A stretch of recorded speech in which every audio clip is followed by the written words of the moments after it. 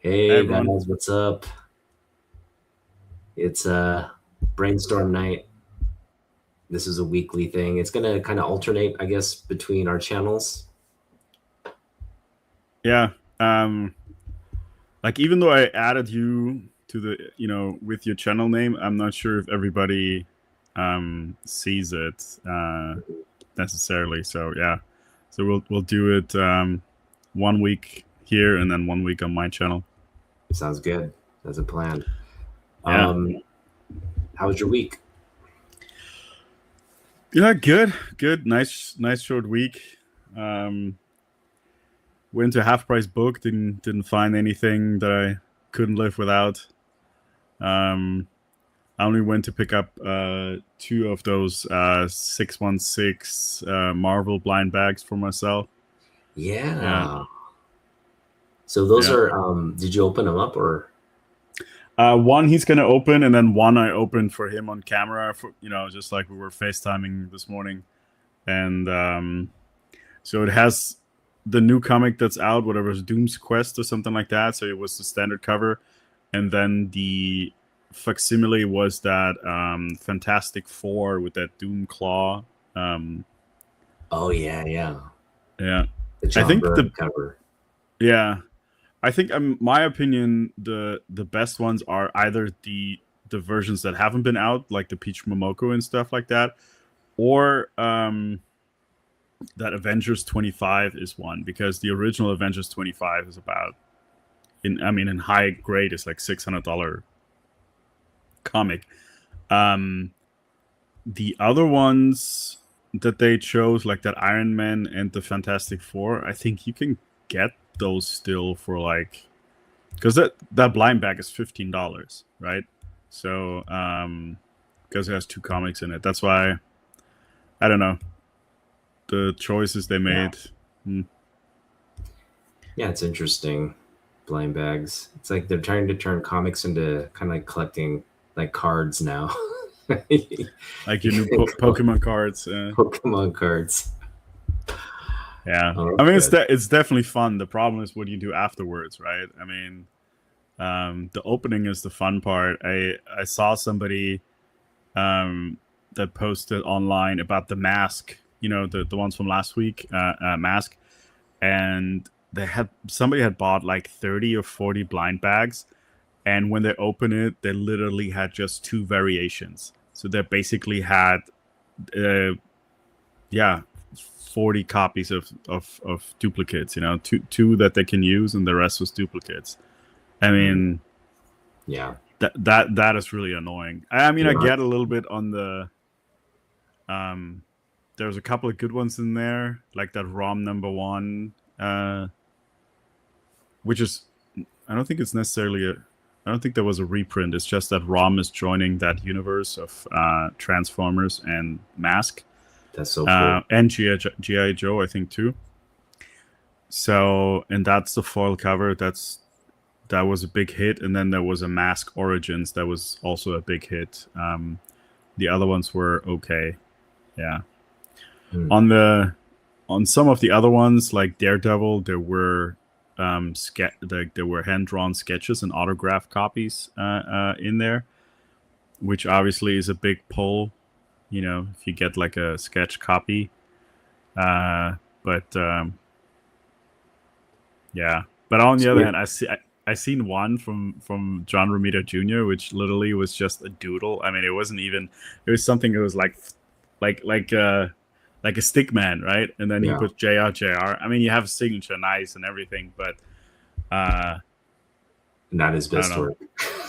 No, like, and I don't know how many he had to do and stuff like that, but it's not even something where you can say like, oh, I have his signature, I'm gonna get this graded, and it's like some really like, yeah, I don't Yeah. know. So is there like a Peach Momoko sketch as well? Because In that would the be like that would be like if you got that, if you hit that, that's a lot on of the money right there. on the Daredevil, no, there was just a on the 616 on that Doom one, there was a Peach Momoko variant of I think of that Iron Man cover. That was Mm. They looked pretty good, but it wasn't like a sketch or anything like that. It was just a variant. Yeah, I mean, those are fun. The Yeah, I just I don't know. I don't buy modern books to begin with, so that's the issue. It's like I don't even I don't really need the book, so why would I like want to try to get like Yeah, glacier variants and stuff like that? So yeah. It's a slippery slope with the blind bags. It's definitely fun, right? But I mean, these were, yeah, they have two comics in them. Nice, but $15 is a bigger number because most of the other ones were like 5 or 6. Um, you get like this Doom mask in there. I mean, it's a nice gimmick and all, but $15 is a lot. And so yeah, I mean, two is fine. I hope he gets another variant in the other one and not exactly the same. So then it won't be a waste. Um, yeah, I'm pulling more and more back on the new stuff as well. I mean, I do like Absolute Batman. There was the new one with Two-Face came out this week, and I didn't pick it up. I don't know. I think I'm starting to hold off on that stuff too. Like, yeah. Well, I I mean, mean, you're into Absolute Batman, right? You're like reading it, you're into it. I would say yeah, get them. Just pick up the whole run while it's going.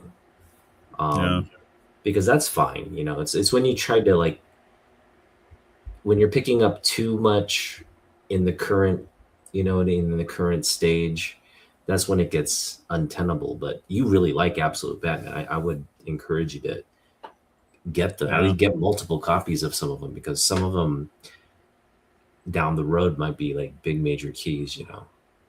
Yeah, it's definitely. I mean, the series, especially the Batman one, has a lot of keys. They're on issue 21, and there's only two issues that are not keys. The rest are all considered a key. Minor or whatever, but there are keys. Um, and yeah, I was on because there's always, for each issue there's like 50 variants, right? I mean, everybody's on it. So I was on his side for Tyler Kirkham. He done some really cool variant for this particular issue. There's one that he did that looked really cool. So I was thinking like maybe if I continue to pick them up, maybe I'll pick up some cool variants. But at the same time, the ones that have been shooting up are always the cover A. But I just wonder if that's over or not. Yeah, I don't know. I'll see. I mean, Get the I cover know that. A's for sure, yeah, and then pick up Yeah, like a variant. It's two yeah, books a month, right? It's not too bad. yeah. For That Wonder for Joker one you got in 9.8, mhm. that one, I just feel like that's one that's going to continue to like be relevant. It's going to be a relevant book for a long time. Such a cool cover. Yeah, I mean, values have dropped a little bit just because a lot of people graded it, and they did sell. I mean, it's crazy what they. I was watching somebody's video. They were talking about like how that whole Ultimate Spider-Man, how that Ultimate Universe on Marvel was doing versus the Absolute Universe, and the numbers are just like crazy, crazy better for DC. They've done so much more in sales, and especially on certain issues like that Absolute Batman 15 sold a ton of issues, and they're already like, I don't know in which print they are now. Yeah, Like they tend to print already. It's not even a year. No, I don't doubt it. I mean, it's been yeah, really popular. So, yeah, I would say just enjoy it, because you yeah, rarely have like books that are this popular, right? That create, because when it makes such a big splash, um, down 5-10 years down the road, people still remember. Oh, remember Absolute Batman? Like they remember these hmm, great runs. So, yeah, and it'll continue. They'll bring Absolute Batman back. I'm sure the Absolute Universe will remain, something of a offshoot, like, Yeah, maybe have some content coming down the roads. Didn't they announce something like an animation they're going to do Absolute Universe? I didn't hear anything about that. I just know that they're from the comic side. They're expanding. I read Mm. the Absolute Catwoman today, and it's actually pretty good. So the two last ones, Green Arrow and Catwoman, they're both pretty good. Yeah, and I think they keep coming. So, but yeah, like you said, at one point, same with the Ultimate Universe. I think that it eventually will have to come to a close, but it's definitely cool. Yeah. Okay. So this is the news that came out. Let me share it with you Okay. here real quick. I think this is just if it happens. Sometimes these rumors they just are rumors, and then nothing happens. But if this one actually comes to fruition, this would be such a cool. So they're saying,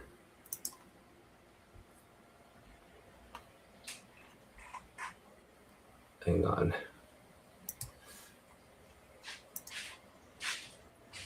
Is that it? They're saying there could be absolute Batman anime rumors.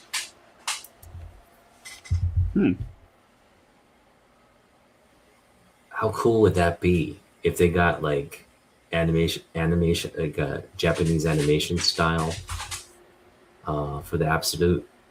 Oh, Yeah, that'd be sick. it would just keep growing and growing.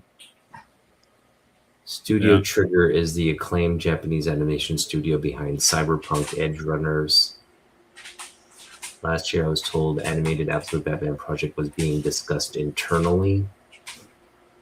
that would be insane if that came to the big screen. But these are rumors. They rarely go anywhere. But that would be kind of cool.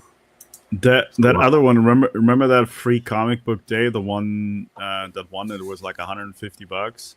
That show, I just saw that show is getting greenlit for Peacock, the Dungeon Crawler Carl or something like that. Really, Yeah, Dungeon Crawler Call. Ah, okay. Like the free comic book day thing. That's the yeah, one yeah, everybody is trying to get. Yeah, yeah. yeah. That's I interesting. think that's what it's, Dungeon Crawler Carl. So is it? It's a DC book. What is it again? Remind me again what it is. Good question. Let me see what it was. Dungeon Crawler. I'll look it up too since I have it. Vault. Okay, it's by Vault. Is it like super violent?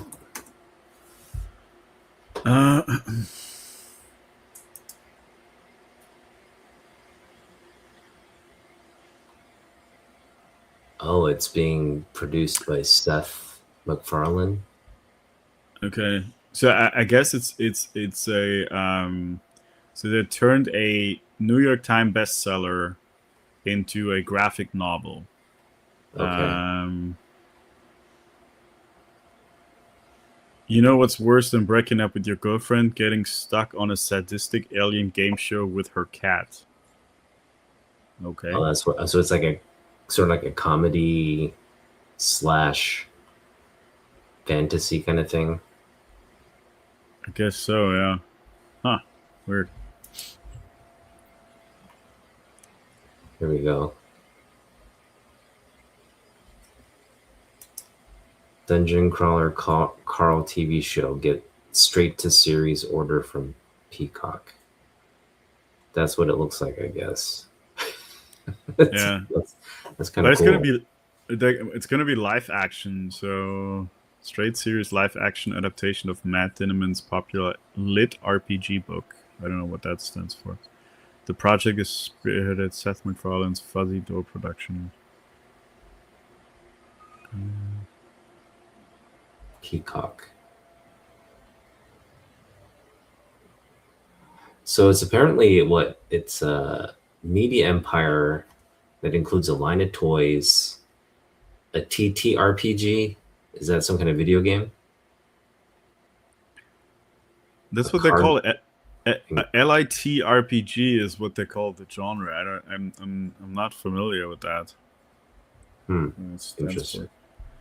So it's like a huge empire already. We're just learning of it now. It's like it's been, I guess, what the kids are into these days. Oh, Lit RPG is short for literary role playing game. Oh, I see. Like kind of Okay, like a Dungeons it's and a Dragons type thing. yeah. So basically, it's coming to life, right?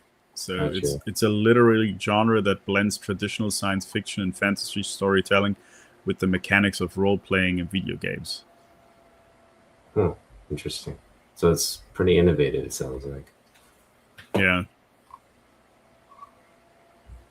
Wow. All right. weird. Well, I can see why people are just going crazy for it. It looks like it's was already something before it came to comics. It was like, you know what I mean? It was like a graphic novel and all that. So Yeah.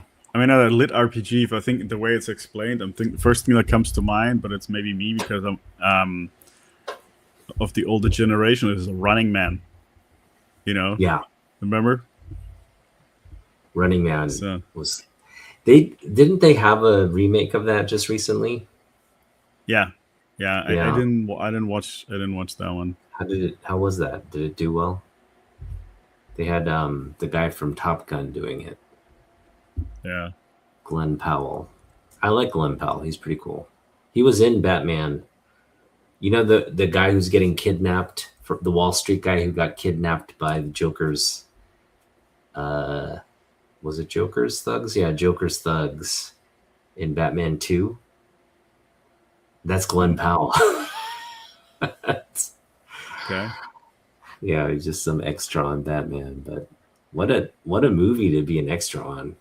Christopher Right. Nolan's Batman trilogy. That's a pretty good movie to be memorialized in. Yeah. Hey Yes, Ron, how's Ron, it we going? are going. Yeah. We're scrunching our allowances together to make it. We're I going looked at for yeah. no. I was just gonna say, like, I looked up how much those popcorn buckets are, and that I'm out. Like, they're like 40, $50. I don't know. Are they really? Yeah. There's a Lobo one, right, where he's like on Yeah. a motorcycle.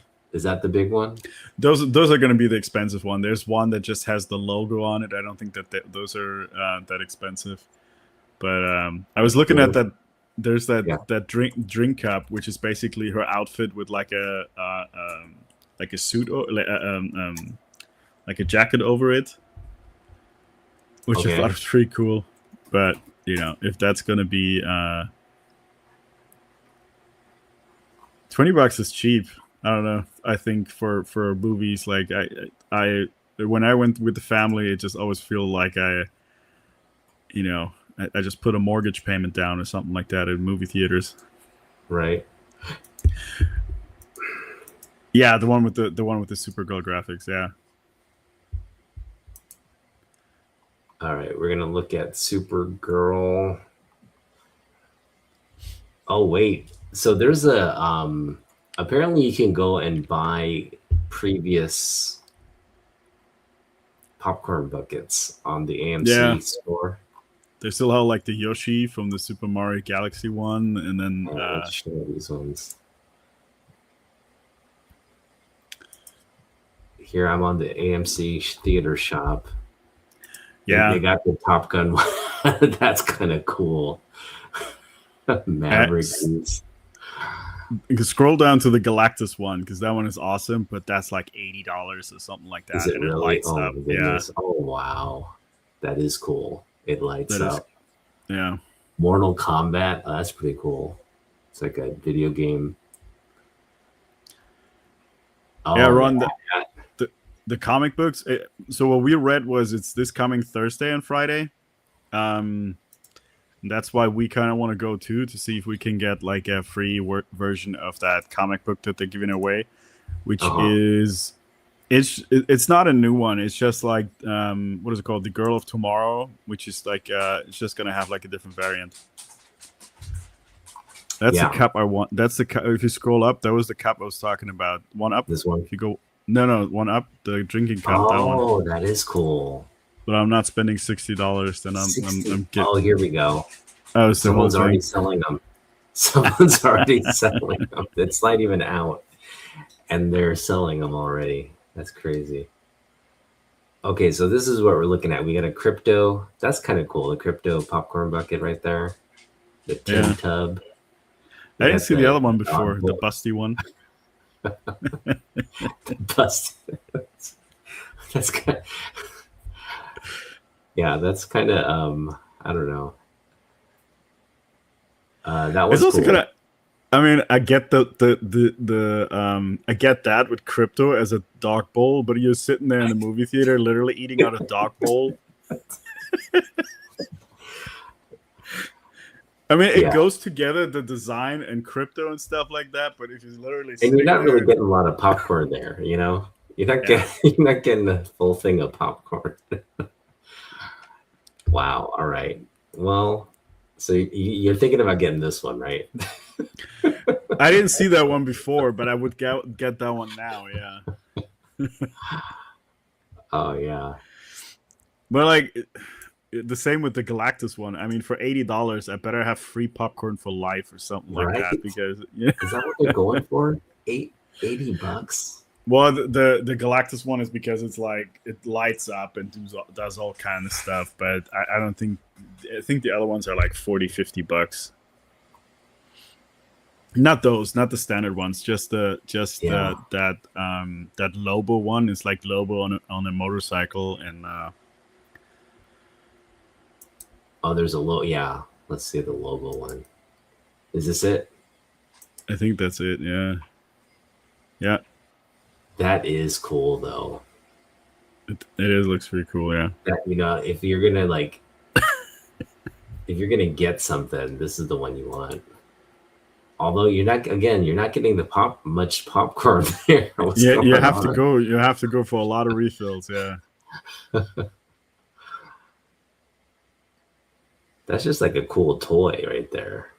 yeah, That's pretty cool. Yeah. Well, yeah, yeah. Next weekend. Yeah, we're going on opening night, right? We're going to be one of the first ones to see Supergirl for sure. yeah. Thoughts on Supergirl? I'm avoiding any more trailers. Same with Spider-Man. I hate they always give everything away. Um, I've watched a couple of. Hi Tyler. I watched a few like interviews of her and but like when they start showing stuff from the movie, I just kind of click, turn it off just because I don't want to see the theaters or the movie studios have to have that thing about giving everything away ahead of time. So yeah, I stay away from the trailers. Yeah, I feel like they've done too much with Supergirl at this point. They've done like a couple scenes already. They've already Lobo is just everybody knows he's in the film now. There's no surprise there. Um, I agree. They should have just kind of. I should have. I think like we know Lobo's in the film, but you don't because they've been doing too many like scenes with him, and it's like save it, like save it for the movie kind of thing. It's like Yeah. yeah, they're spoiling too much stuff. Yeah, exactly. So yeah, that's why I'm staying away. Don't want to see it. I want to go enjoy the movie and not watch anything ahead of time. Yeah. Do you have like what are your expectations going in? You got kind of like high expectations, or just you haven't even seen Superman yet, have you? I've seen it. Yeah, Okay, you've seen Superman. yeah, Okay, yeah. yeah. So I did like Superman, so I'm thinking like around the same lines. I mean, I'm not picky. I just want to be entertained. I I like the actress. I liked her a lot, and I did like until you told me. I never made the connections of House of Dragons that that's her. Um, I liked her in that show. I was a little disappointed when they, because there's like in that show they do that they do that year forward jump, right? So it's like her for a few episodes, and then they jump like 10 years ahead or something like that. Um, so it was a bit of a bummer that they didn't show more of her. So I like Jason Momoa. I think he's fun to watch. So yeah, just looking for a fun movie. Okay, we got to talk about this because I thought this was just kind of uncalled for here. Dane Kane, who's formerly played Superman, Mm-hmm. and he made this like basically he commented that this Millie Alcock was not attractive, and He he reshared a meme that somebody made of her of yeah, that photo right there in the center. yeah, The one, it's so. what is it, Where did the chalk come? Land Before Time or something like that. But I really laughed at this because it did remind me of her. It was the thing is like Millie Alcock was a great sport. She rolled with it. She's like, I think she did something like laugh out loud or something. Like she actually um, kind of played along, um, which is a good sport of her. But I mean, I'm sure her feelings are kind of, I don't know. But it is kind of funny that they kind of. It's like I think it's, if you step into that world, and I think the guy that played Superman had to deal with the same thing, is like there is a huge expectation from fans, and there is not one actor or there's not one movie that can capture every expectation. It's impossible, right? um so you always going to have this, and there's going to be fan groups that are going to go after you. So I think they're going to say that from the get-go, is like, you want to play this role, you're perfect for it, but you're going to have to expect this. You're going to have to expect massive bullying, and you're going to just have to like wash it off. um yeah, I mean, Dean Cain is not the first time in recent history that he disappointed. Like his whole joining ICE or something like that was the first big, huge disappointment. Yeah, I don't know. I liked him. I liked him in that TV show in the '90s, but I don't know. He hasn't done much since. Like, Yeah, he had a guest he's a role in the real jerk. He's a Supergirl. real jerk. We don't like him at Yeah, all. But it's unfortunate because I feel like people who get the privilege, and we say privilege because Superman, he's such a revered IP, right? We've mentioned this. Whether you're working in comic books, whether you're working in television or movies, if you're lucky enough to get to work on Superman, right? Like a comic book or play the character, it's a real privilege to do so. And it's this fraternity of people who celebrate, hey, you played a character like Supergirl or, Kara Zor-El or somebody, right?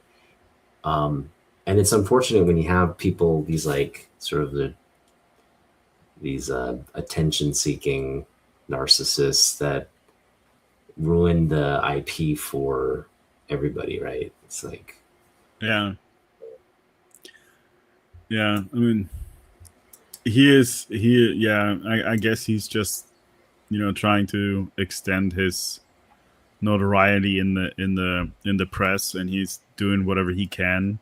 Like with that old saying, was it no PR is bad PR or something like that, right? As long as people are talking about you. I don't know. I yeah, not the greatest opinion of him.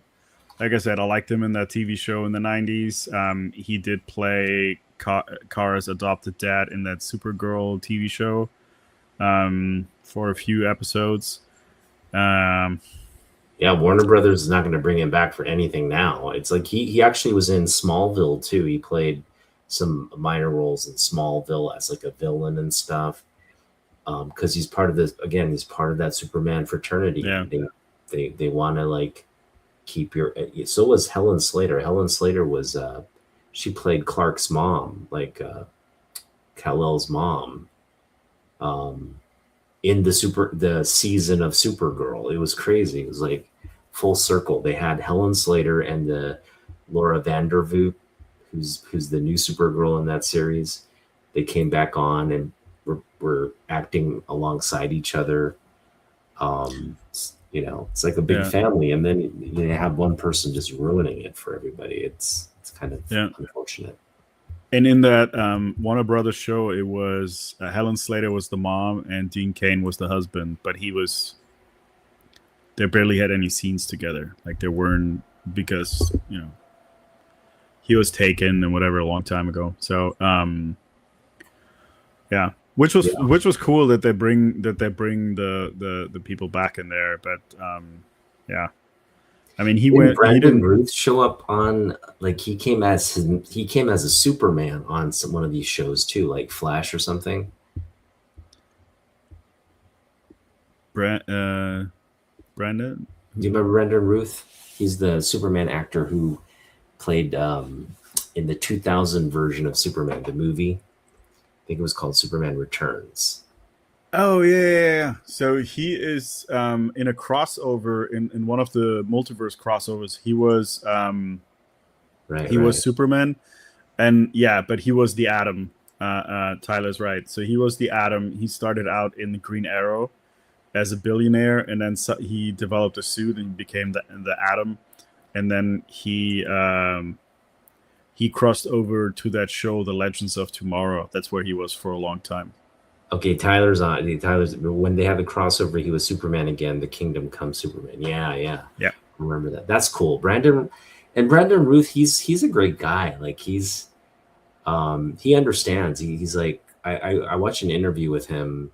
I think it was at one of these like Comic Con signing events or whatever, and he was talking about what a joy it was to play the character, and he feels really, you know, privileged to be able to still connect with fans about that role. That role didn't go very far because the movie didn't have the success that they wanted. I loved it. I remember going to watch that in the theaters twice because I liked it so much. I I must admit, I don't think I've seen that one, to be honest. It's good. You should watch it.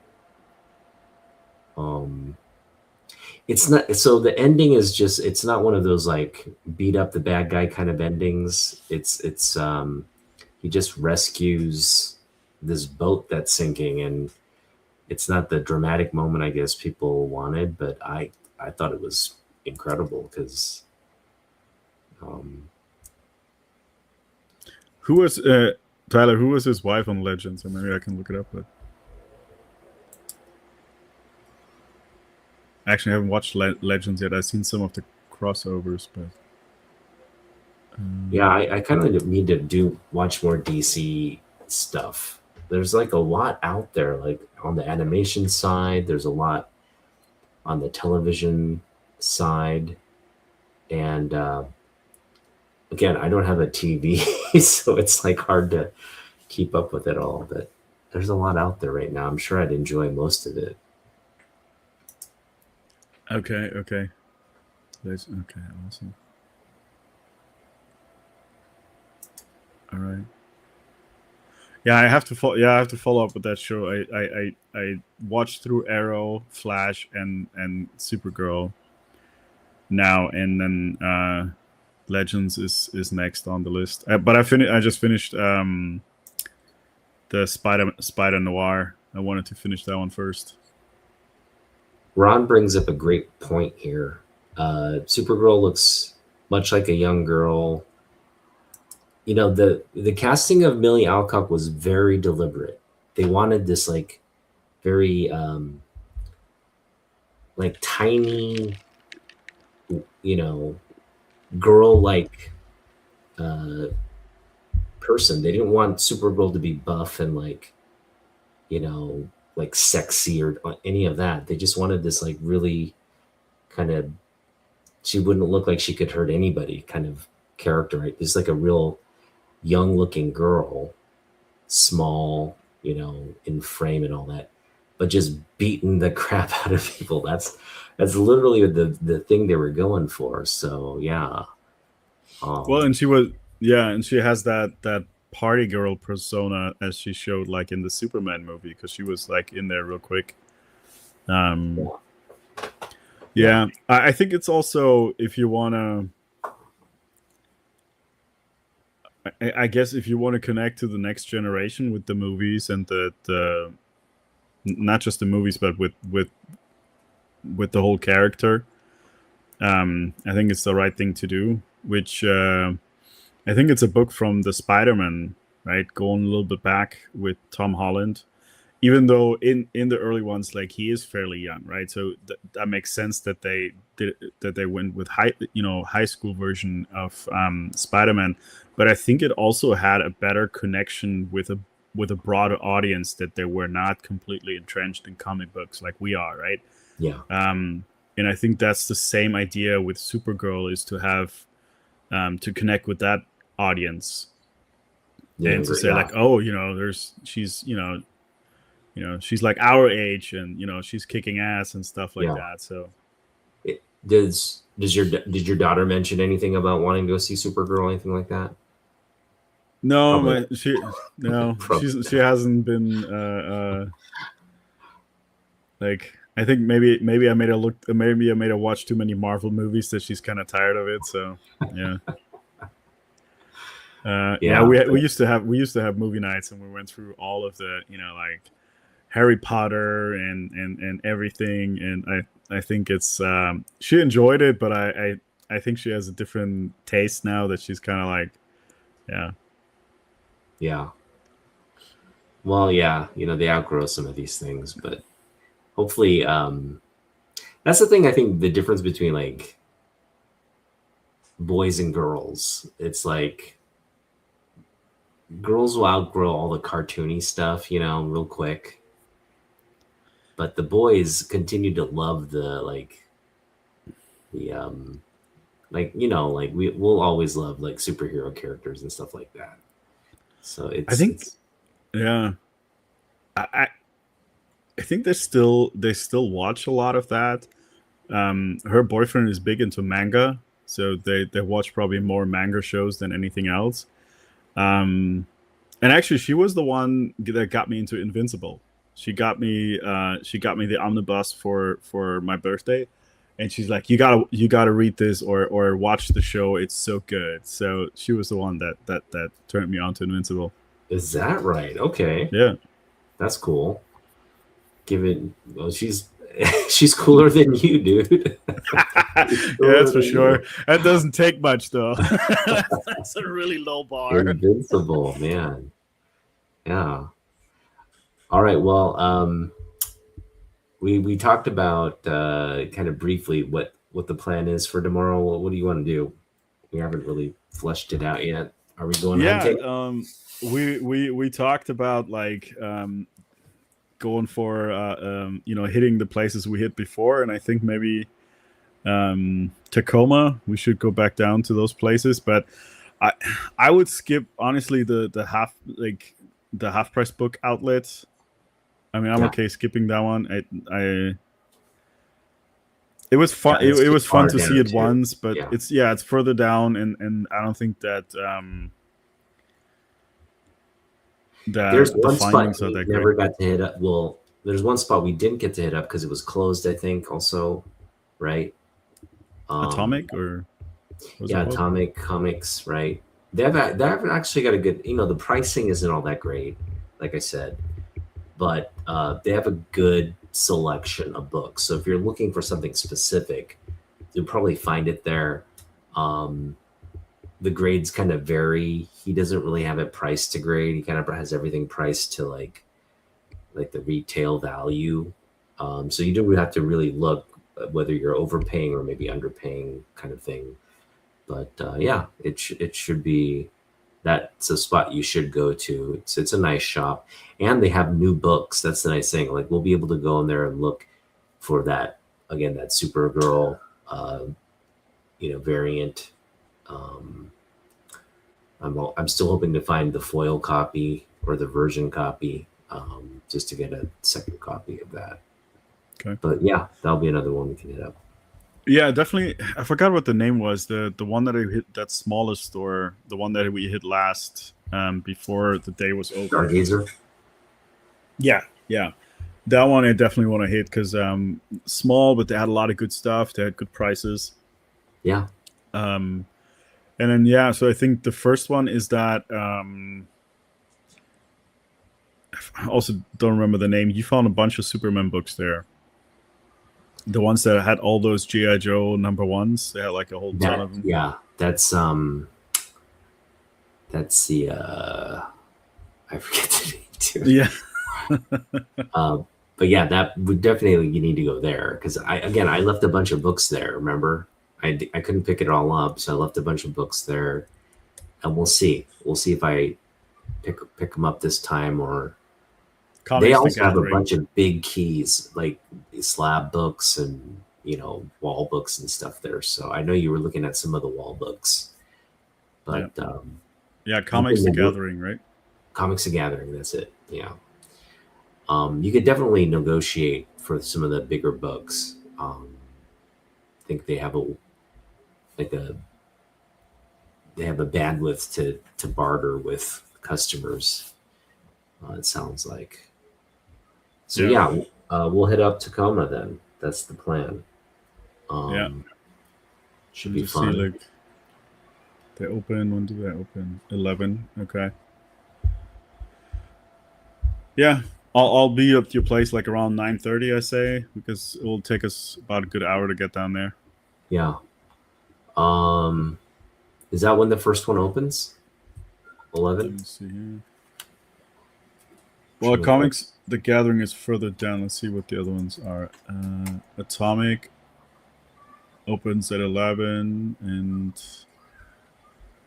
Stargazer opens at 12. So yeah. Okay. There's another one called Action City. I don't know what that one is. Action City. Oh, that's Federal Way. They also open at 11. Yeah.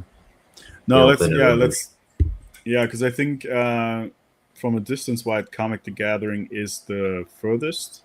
So yeah, let's hit down there, hit that one first, and then start coming back.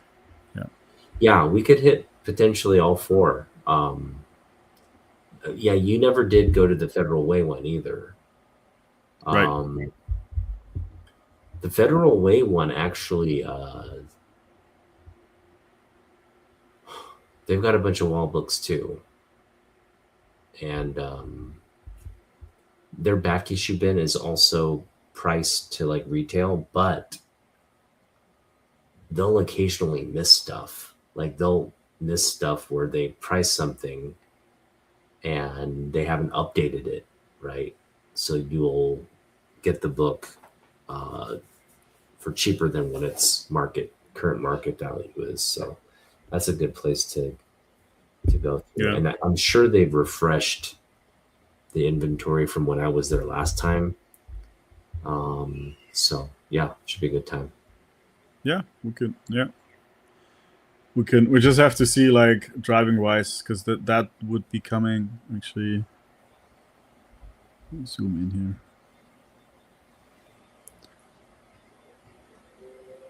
here. Yeah, because that one is already then further like on the way home. So we just, if we do Comics the Gathering, then yeah, we'll do Comics the Gathering. Yeah. We'll do the Atomic Comics, Stargazer, and then if we have time, Federal Way. Okay. I'm thinking it's going to be tight, but if we get there right at 11, and because we've already hit 2 of those places, right? We're just kind of going to go in and see what else is new, right? And don't do all the whole digging thing, but Um, I think Atomic is one where we'll probably spend a little bit more time, as well as the Federal Waste Store, since we're going to be digging. So Yeah. yeah, should be good. Anything specific you're trying to hunt for or look for? Whew, it's always a good question.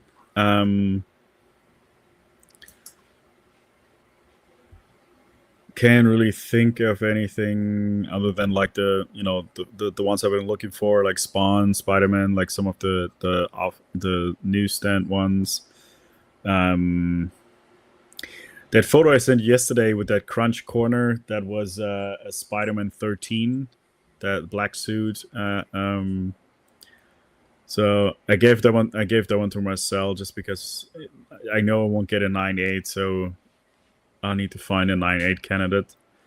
Mhm. But it's also not an urgent one because there's thousands and millions of those Spider-Man ones, so not really in a rush. Yeah,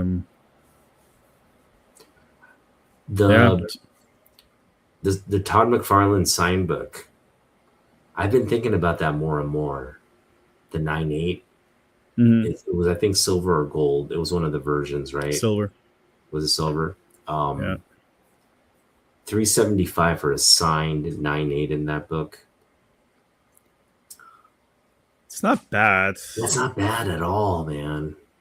Yeah, Think about if Todd were to do a signing event. I mean, what book would you send in, right? Think about that. Like, that's one of the books you would want to get signed. And that book to come back in a 9.8, yeah. you're all think about what you're preparing, what you're paying for the signing event, right? What is it, $80? No, it's like 100. Through CGC. CGC. Yeah, It was, it's a lot. yeah. It was per book. It was like almost 200. Like after everything was said and done, like the grading and everything. Yeah, Right. So 200. Now you're putting 175 as for the 9.8 in that book, yeah. right? What's a 9.8 in that book? Um, It's more than 100, I'm sure. Probably 150. yeah, probably. Oops, wrong one. Probably depends on the day. Yeah. I mean, if they had a signing event now, what I would send in, I would crack my Hulk 340, and one book that I've been looking for that I would like him to sign is the Flaming Carrot one with the turtles on the cover. Mm-hmm. Spider-Man, go. I'm gonna look it up on eBay, see if any 9.8s in a silver signed by Todd exist on eBay. There's gonna be a lot of them. Yeah, I'm sure there'll be a lot of them, but how much are they going for?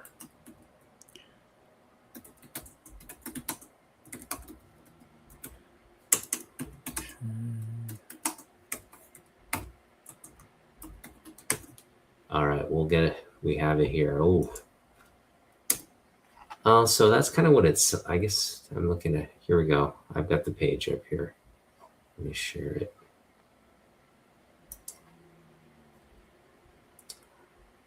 So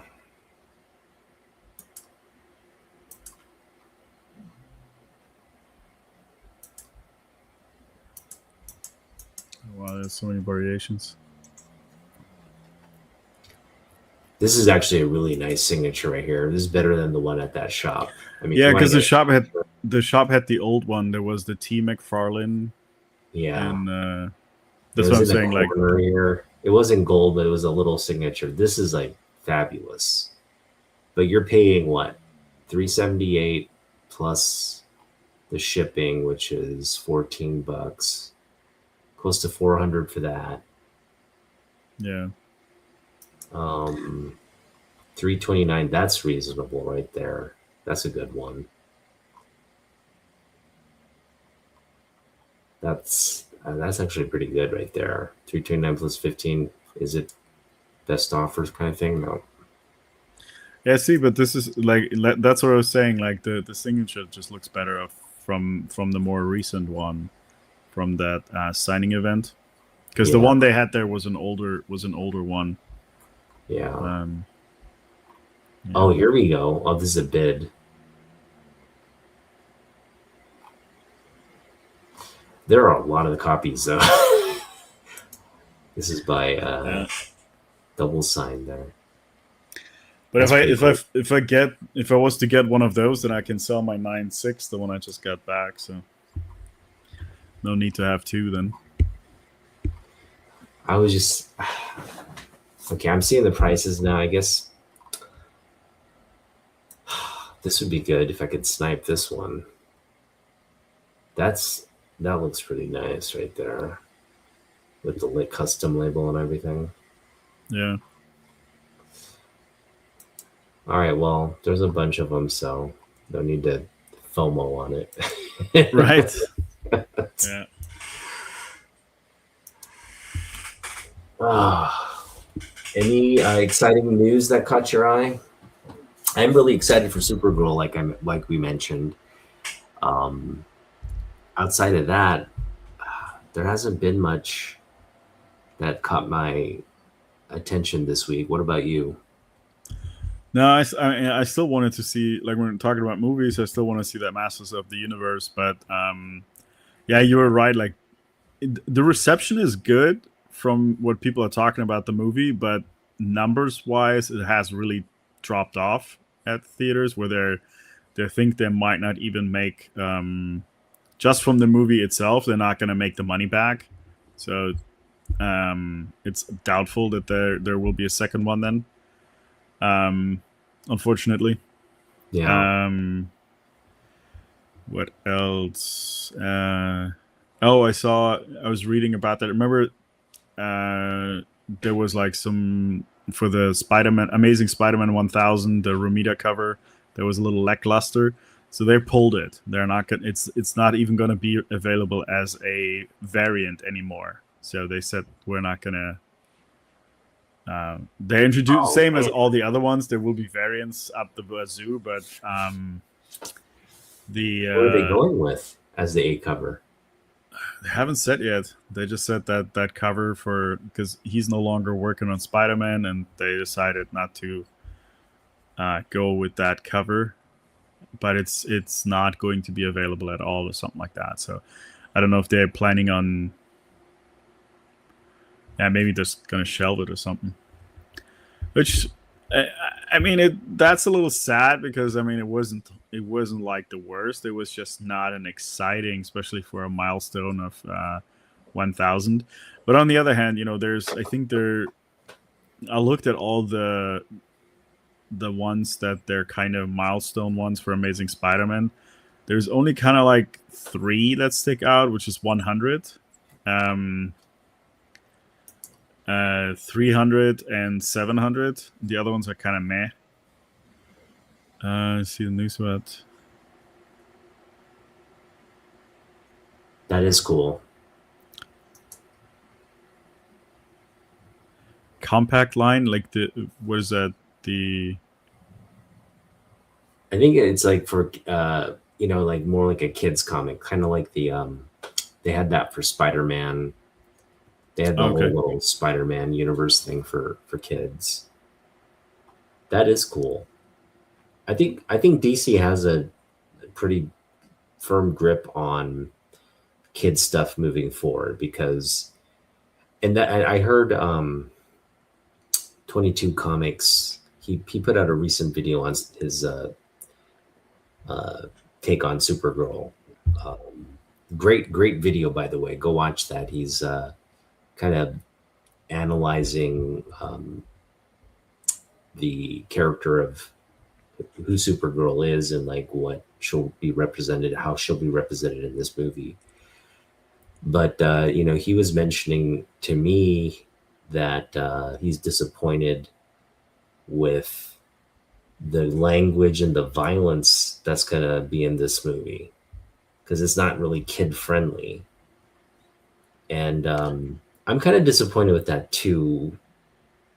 But at the same time, like if you're gonna make a movie about her dealing with trauma, you know, like if that's the core story, like her recovery from self recovery from trauma, then you wouldn't want kids watching that movie to begin with, right? Yeah. Yeah. Oh, and like to Tyler's thing, yeah, it's that it's these compact books, and I have seen those at my LCS. Actually, I had the Hush one in my hands, which I might still pick up. They're like $10 for the entire thing. They're more pocket sized. I Yeah. like those, and it looks like they're expanding now, which is awesome. I'm old, so they're hard to read. I'm like, it's like make it big. I have glasses now, regardless. I can't reading glasses. I can't do it without it. But yeah, I've seen those, and I'm actually gonna be pick that Hush once I have like my backlog read up. That Hush one I'm gonna pick up as well. Yeah, they're really cool. About the Supergirl, yeah, I get that. The problem is nobody's gonna want to see a movie like that, right? It's if you gonna target it for a couple of kids at a certain age between like I don't know 6 to 10 or something like that, that movie is gonna bomb so bad. There's no money in it. Like the kids don't Yeah. want to see it, and honestly, like thinking back when we were young, is like you wanted to see everything that was kind of a little bit more cooler and stuff like that. That was a little bit more like a little bit more edgy, even like back in the 90s. Like you wanted edginess, Yeah. you didn't want the straight lace stuff, right?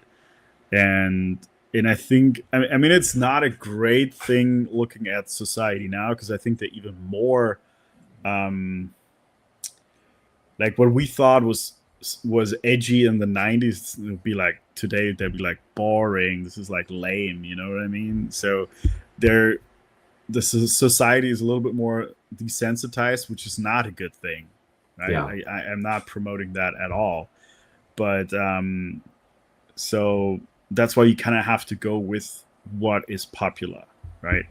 And it's one thing to say like, okay, this is what the character stands for, and we're gonna take a stance here. It's just gonna be a very expensive stance that everybody knows it's going to tank, you know? Yeah. Yeah, it's not an easy call to make, but I agree with you. It's at the end of the day, it's um, who are you targeting to have DCU be successful? If you're targeting kids, then you know I think this is where Disney falls into a really a Yeah. quandary. Um, they want to try to make it kid friendly, but at the same time, like they're really trying to get the kids who watch the what do you got Star Wars animated.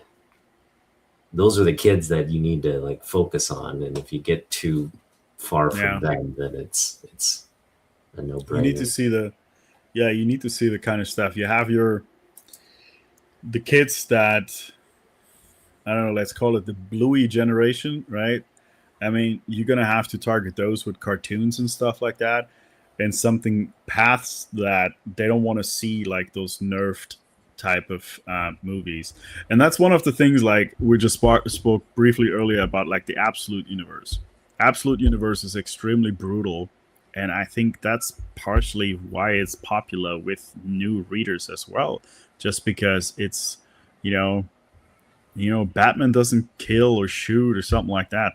Well, now Batman has a freaking giant axe where he's chopping, so and it kind of goes back to that desensitized new generation, in a way. Yeah, So got to bring those kids. You got to pique their interest with something edgier, right? Which is like, yeah.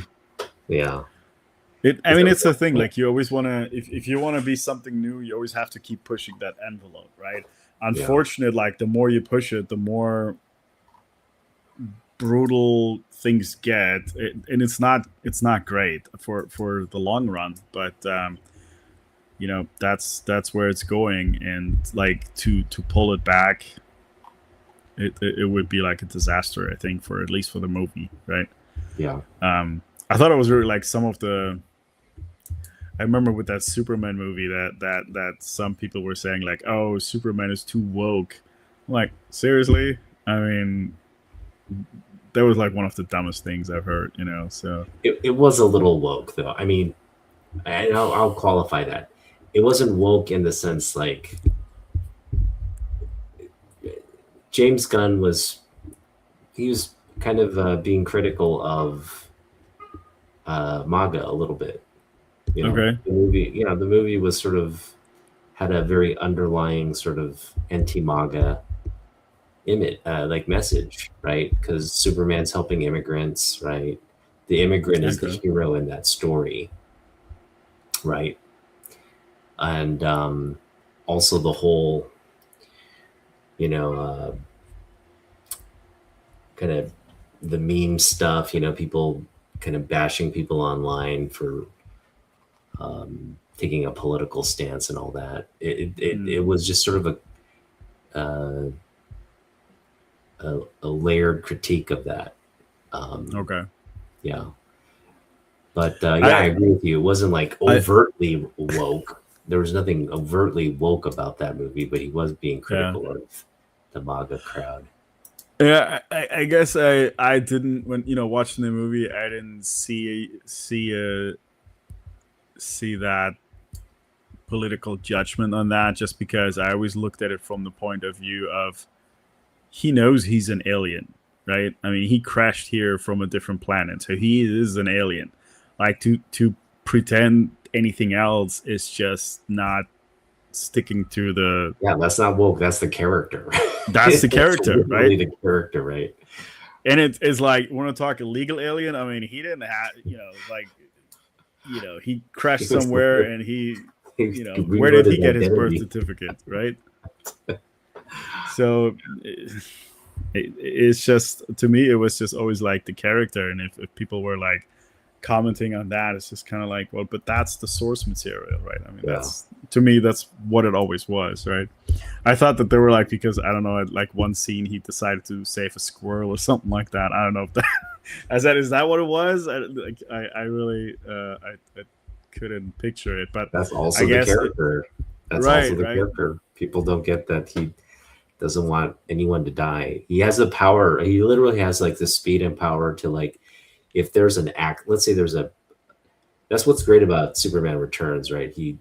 Um he has a strength and speed to like save everybody if he wants out of a burning building or whatever, right? If he wanted to save everybody out of a burning building, he could just put the fire out with his breath first off, right? Just ice it or whatever. So that's the thing. Like he has this immense power, and so why wouldn't you want to? If you could do it, if you have the time and the bandwidth to save a squirrel as along with everybody else, why wouldn't you? And that's his mindset. That's why he's the best.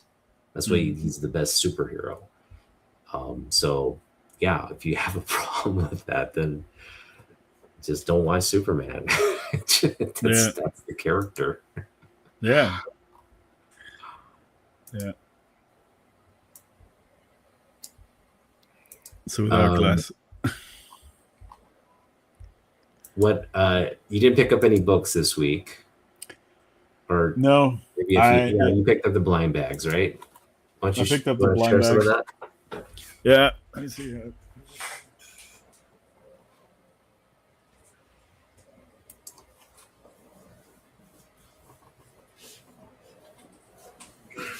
Yeah, so he asked me to buy two. He's gonna open one himself, and then I open one for him. So I already bagged it. So that's Doom's Quest is the new one. I think there's this cover that's cover A, and there's one variant, and That's then cool. the facsimile that he got was that Fantastic Four I kind cover. of want to get that book now. That's a I want beautiful cover. Yeah, but I want to get the original. I don't want to That's what get I'm the saying. Yeah, facsimile the because original. that's like I said, that's not the original is not that expensive. That's why I didn't understand why they came up with the facsimile. The Avengers 25, that one is the expensive one, and then Ooh, all of them come with the oh, the they do mask. that. Okay, that's cool. Yeah, Yeah. I didn't. What did I get? No, I didn't. I didn't pick up anything at all.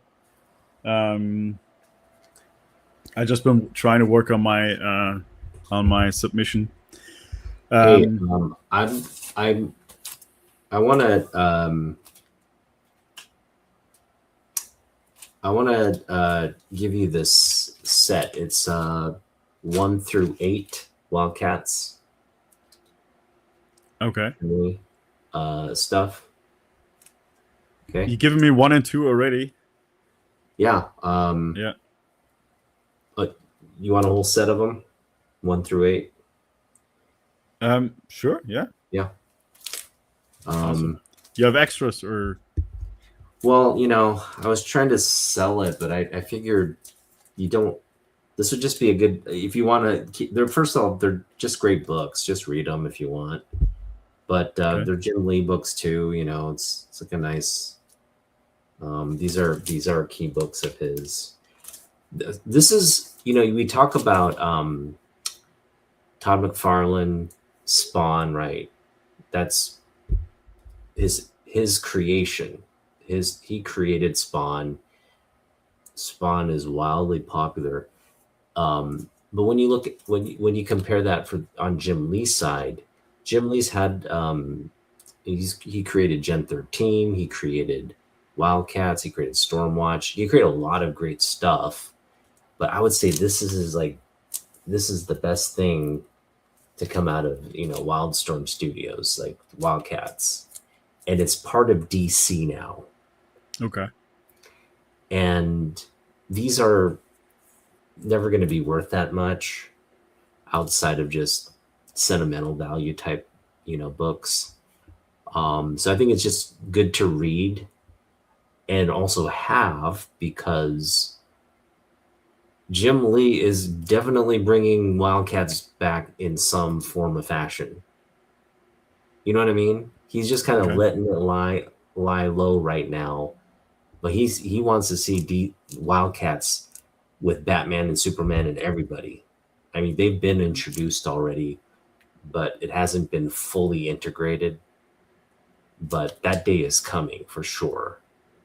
And when it comes, I mean, these books will spike hopefully and be more valuable than they are now, but not by much. They'll be $20 books at most, but still Okay. pretty Yeah. cool. Thank you. Yeah. Haven't sold any of. Well, I've sold one of the slabs to Marcel. Bought my ASM 299. He did. Yeah. We're talking today, The and 85. yeah, the A5. Yeah. Okay. So, yeah, and I You give him a good 'cause deal? yeah, he got the bro price on it.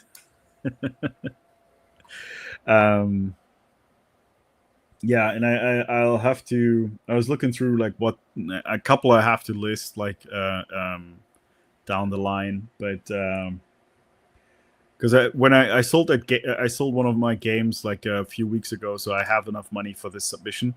I just For had the 98? to Mm-hmm. for the 98 pre-screen. Yeah, I just I was texting you. I seem to have some issues with my short boxes that I didn't have any stoppers in it, and I think there was when they were leaning backwards on some of them. Uh, a few of the books that I had in there gotten spine ticks that way, and so Which a ones? few. One was an absolute Batman 12. There was like a variant glow cover, and it's all black. It's an all black cover, so there's no rescuing that. That Spider-Man 13 had like that corner crunch. I don't know how that happened. There was another Spawn number 5 newsstand that had spine ticks now that it didn't have before, and I'm not sending it in. So I pulled out a few that they had like stress lines, so I'm pressing those again. And then others, I just have to see that I need to substitute them with something else for now. Mm. Yeah, But a you bit have of a the 25 bummer. books still. I have enough to, yeah. Okay. I have to substitute a couple, but so it might delay the shipping out, like sending it out by maybe a week or so, but that's no big deal. I know you were thinking of doing the Angela book, the one you just picked up, the Spawn. What is it? 11. 9, yeah, Spawn number 9. It needs a bit of cleaning. I haven't worked on that one yet, so I was kind of holding that for the other one. I had a couple here. Dude, that in a 9.8 newsstand would be a big book. Yeah, it's over $400. Yeah. I was thinking about this one here. It has a crease on, like a non-color breaking crease in the back, so I would just have to press this one. We picked this one. This was from Jason's store, I think. Yeah. Is that worth something in a 9.8? Yeah, it's like around $100 or so. Okay. Then maybe other than that, I was like maybe considering one of these two, the Jim Lee X-Men ones. They're pretty clean. Yeah, not sure about one I gave you is pretty clean. Yeah, that's very clean. Yeah, I'm not sure about this one yet. This one I just picked up, possibly because it's very clean. It doesn't need a press, but maybe large fleece. I don't know yet. Yeah, these are like the first contenders if something goes off that I have. This was one I picked up at Ancient, not last time, the one before that, just because it's a newsstand, so there's some value in that. This one, I think that was from our first trade. This one is a newsstand. It's pretty that's clean. Good too. Yeah, that one's clean too. Yeah. That's a good, dude. That one's a good one because if it comes back a 9.8, just people are gonna want it. Yeah. That's what I was thinking. So these will be. I have to look through the ones. Just being critical about the ones that I'm sending in. And I was thinking at first, like, am I now overcritical since the submission as I was going through the books? And then I noticed, like, I said, I know these didn't have spine ticks, so I realized something must have happened in my box that they were crushing each other. So, So I took them out of there. I put them now in these protectors that I usually bring with me when we're on our hunt. And a few have gone through the presses again. And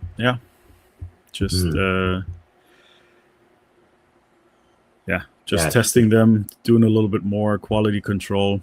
And then I'm thinking actually for the Dork,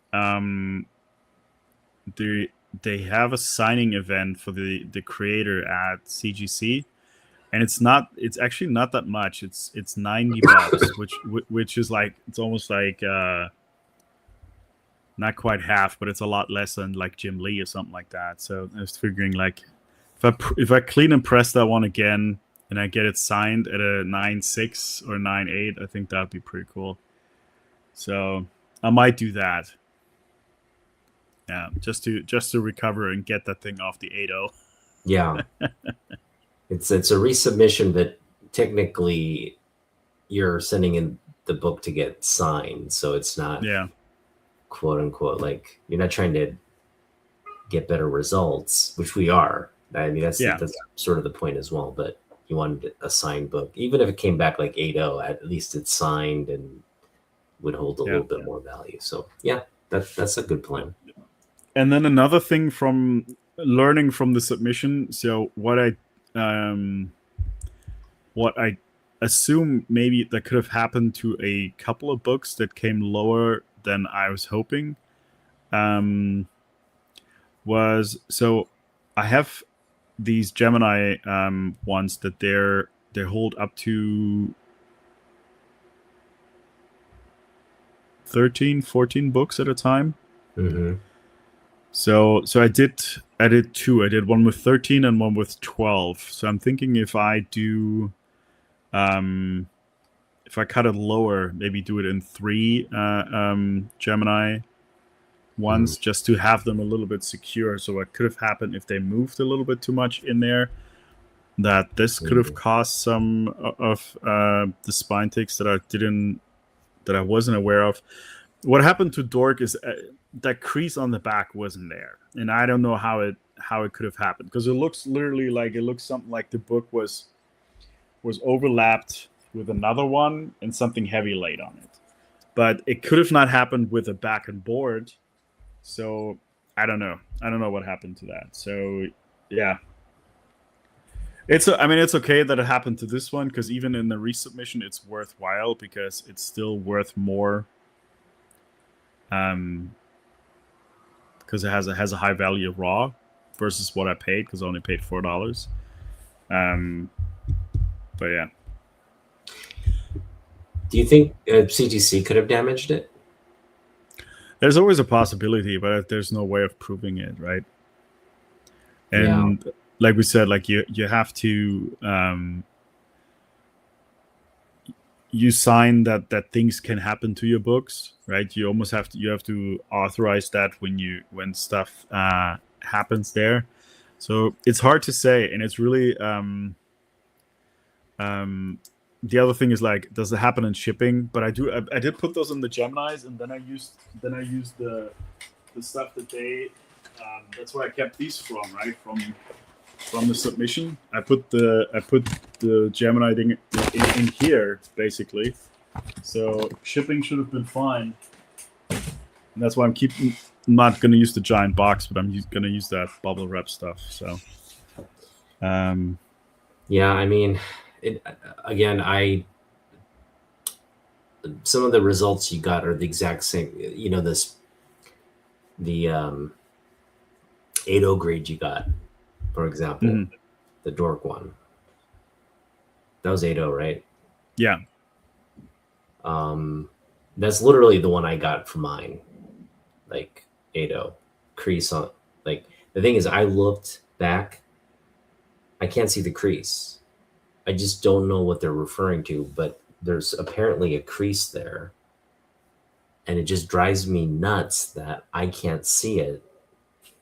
But I'm sure something is there. Right? I'm not doubting that maybe the grader saw a faint crease or whatever, but I just don't see it, and it's just one of those things, like his word against mine. Yeah. And what bugs me about those creases is that when you see a color breaking spine tick, that is something that can't be undone, right? And that's a true damage to the book, and I get that you mark it down. But these creases that they're not, that can be easily fixed, right? That they're so massively hold against it. And the reason why they dropped it down to an 8.0 is because it goes along the whole book, right? But it's not something that's folded. It's not like like some of those older subscription creases where they used to fold the books in half. Those break color and you can't undo it. But that's not the same thing, right? I have the same with that Hulk that I have. The notes say it has creases in the back. I mean, you have to really, really look deep into something. You know, it can be so easily flattened, right? So I don't know. That's why I find those sometimes, and the way they go about it, has a crease, and then they just measure it, right? And so because the crease was this long, it's automatically an 8.0 or 8. They could have probably even given an 8.5 because there was nothing else wrong with it. But length of the crease 8.0. But yeah, it's weird sometimes. Yeah, it is what it is, and that's what I'm saying. Like, you got so many good results, but we only dwell on the ones that true. That miss, yeah. I mean, all in all, it was great. I made a follow-up video, or basically I cut it down to like 25 minutes. I included some of the what I paid and then the fair market value. So all in all, the value is about fair market value for all the books as they are is $1,800. And I paid, between the grading and what I paid for the books, was about $935 or something like that. So there is definitely some, I'm in the clear there. It was a learning thing. I'm not mad about it. I mean, obviously I wanted some of the, like the Spider-Man should have been could have been a 9.8, right? Or I don't know what else, So and maybe that couple of the absolute Batman ones, like the annual and the Bane one, could have been a 9.8, would have been better, right? But in the big scheme of things, like, it's fine. It's Yeah. just, now I know, like, I should have done like a pre-screen from the get-go. I just had this. I didn't have a lot of books, and I already started like thinking about what I will send in. So I had a mix of things that I wanted to send in, and that's what I did. And I'll learn from here on out. And it's not. I mean, same with the Silver Spider-Man. We just looked at one. I'm pretty sure I'll find another one. Maybe one day I'll have a 9.8 and I'll sell the 9.6. Um, and I do, eventually have to sell a couple more, just because I don't want to have like 200, 300, 400 slabs. I don't think that's the goal, So, um, but who knows? Maybe I do. Maybe I'll end up with that many slabs one day. Who knows? No idea. Yeah, the rabbit I hole. Going down the rabbit hole. I worry that you're gonna get like 25 out of 25 9.8s on this submission. You just gonna be like, I'm broke. they they literally charge me for every book. which will actually be fine. I have some in there that I plan on selling, like, yeah. So that'll You're be gonna be okay. like a bulk 9.8 bulk listing. Hey, they're all 9.8s. Yeah. Yeah, but it goes back to it. It needs to make sense on what I'm picking up on in terms on the books, because I don't want too many. I don't want too many raw books. I like him.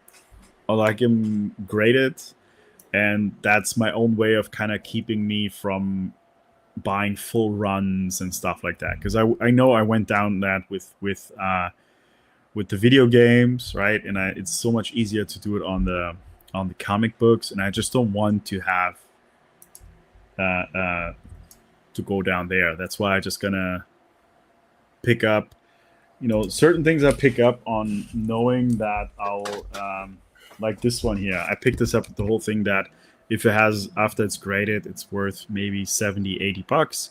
I can flip it. I'm only into it. I think there was a $2 book with the grading, so I'm in 30 bucks. If I can sell it for $80, then $50 minus fees or something like that, and that goes back into the next grading job or something like that. That's how I was thinking about it. But on this current one, I have a hard time. I picked up maybe 5 slabs that I want to sell off the bat, but so it's tough to then say, like, okay, so the next one comes in, so which ones do you keep, which ones don't, But yeah, What's just interesting being about, like, having gone out with you and watching your process here, and also it just got me to rethink, because I didn't normally target slabs or look at slabs when I'm out, but I've been doing that more and more now. Like, you've seen kind of my shift, right? Like, I looked at the slabs first, and even on this recent antique shop, I was kind of looking at that 9.8, going like, I kind of want that in the slab, like, just the pristine signature and the pristineness of that. I'm looking on eBay now. I'm definitely going to be like, if one pops up for like 200 or so, I'm on it, right? It's like, it's tempting. But I think John put out a video too where I made the observation, like, that I've been telling you, like, given what inflation is doing to everything, especially in the shipping realm, right? Just to ship a book back and forth if you're getting off eBay or CGC. Um, and then I think CGC is going to do a price hike soon. It's coming, right? It's coming at some point. Um, like given all those factors, if you can get a slab at a really good price, a lot of these are like close to like what you'd pay to just get it slabbed anyway, right? Um, it's actually makes sense. You're getting more value there um, than just buying a book raw, right? Because it Yeah, like yeah, think about it. If you get especially on an older book, like a Silver Age book, you're basically getting verification. Hey, this hasn't been altered. There's no coloring or weird things going on here. This is as is. It's a complete book. You're getting that verification. Whereas if you buy it raw, yeah, you see me. I just look at the cover. I don't know if this has issues outside of the peripheral yeah. check. Um, But it really is risk. and even like because it keeps it safe. Like the thing that I just mentioned about me that I stored the comics wrong and something happened to them. That doesn't happen to the slab, right? And even if you have an older comic where you have a detached cover or something like that, as long as it's in there, it stays the way it is, right? And it doesn't always have to be a 9.8. I mean, if I look at older ones, obviously, like it's like yeah, it's Yeah. unfeasible to say like, oh, I want to, I don't know, like that Fantastic Four 48. I'm not even sure that the 9.8s are out there, and if they are, it's like the cost of a small car or something like that. Yeah. Um, yeah, that's yeah. Yeah. I think a I good grade for a book is like in the 9 or above, right? It doesn't have to be a 9.8, but if you have around a 9, and you're getting a great value, yeah, it's like picking up a high grade copy raw. I mean, it's pretty much the same kind of kind of concept. yeah, Obviously, you're paying a little bit more for a slab, but again, with grading prices and shipping and all that going up, if you have an opportunity, just pick it up right in front of you at your LCS or at a show. Um, Factor all those things in, and you're getting some good value there for sure. yeah. That Batman Deadpool crossover. I had like a so I bought two, one for myself, one for myself, and I think after there was like a Black Friday coupon and everything, so it cost me even shipped less than $50 for that thing, right? It was like $45, I think, per slab or something around there, which is a great value. And they still offer that for current books. Like they pre-sell them at 9.8, right? Wow. So they're have them for $59.99 or $52.99, which is a price. The only thing that bugs me is like it took from November all the way till end of May to get it. So that's the thing that bugs me, where I say like, you know what, I can just do it myself. But like the value there is like if there's really just like they're making $10 a slab, something like that. It's maybe a little bit more if they have a retailer account, then they pay a little less and they send in 100 books at a time or 200 books, whatever. So they do it by volume, which I as a private person can't do. Yeah, I mean I can see that, but also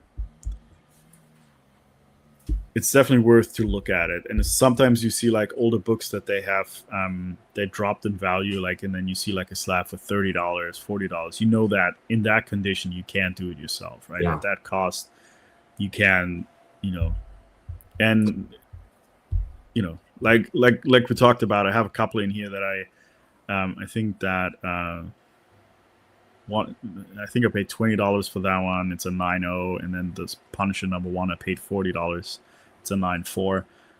At that price, it's really not worth it for me to send it in myself. if you Yeah. can find deals like that. Yeah. I mean, there are a couple of slabs you have there. Are you gonna sell it below FMV just to move it, or what's the plan there? Um, Or keep it yeah, at FMV?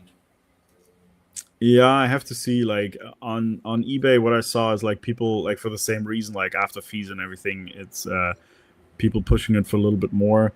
There isn't the one that I want to sell, that 9.2 He-Man Thundercats one. There's only a 9.8 of the same one, nothing below that. I think at 120. So I'm thinking, like, if I do $69 or something like that plus shipping, it should move.